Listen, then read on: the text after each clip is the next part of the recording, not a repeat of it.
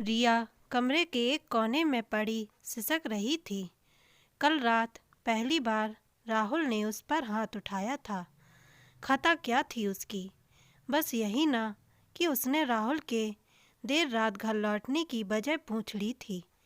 इस जरा से सवाल पर राहुल अपना आपा खो बैठा और गालियों की बौछार शुरू कर दी। ऊपर जाते हुए हड़बड़ी में उसका पैर सीढ़ियों से टकरा गया तो उसकी खुन्नस निकालने के लिए उसने अपनी बेल्ट निकाली और रिया के ऊपर दनादन बरसने लगा।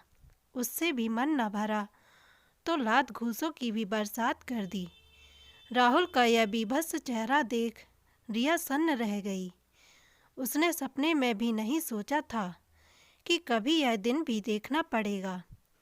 पूरे परिवार के खिलाफ जाकर उसने राहुल से विवाह किया था। राहुल थोड़ा गुस्सैल स्वभाव का था। किसी भी बात पर बहुत जल्दी अपना आपा खो बैठता था, पर फिर अगले पल ही माफ़ी मांगकर रिया को मना लेता था। तुम्हें तो पता है ना, गुस्से में मैं अपना नियंत्रण खो देता हूँ। तुम ऐसा कोई काम करती हुई क्यों हो जिससे गुस्सा आता है मुझे? और वह हर बार उसकी गलतियों को नज़रअंदाज कर उसे माफ़ कर देती थी।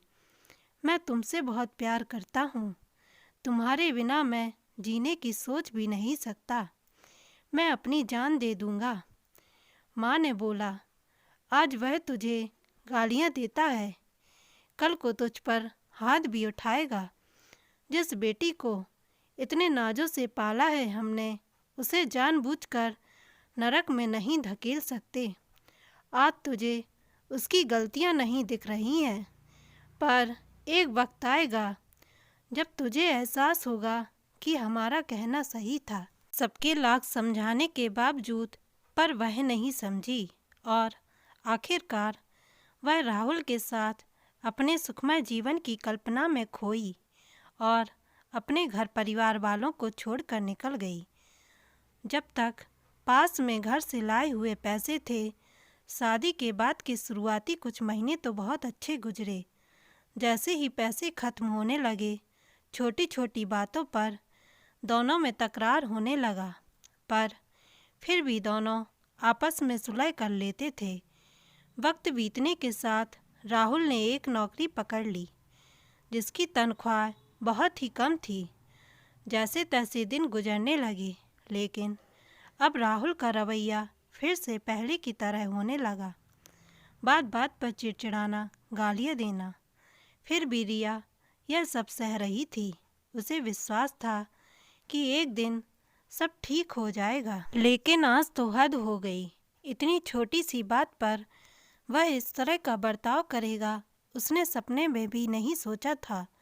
राहुल ने न केवल उसके जिस्म पर ही घाव नहीं दिए थे, बल्कि उसके मासूम मन को भी पूरा छलनी कर दिया था। आज उसे माँ की बहुत याद आ रही थी।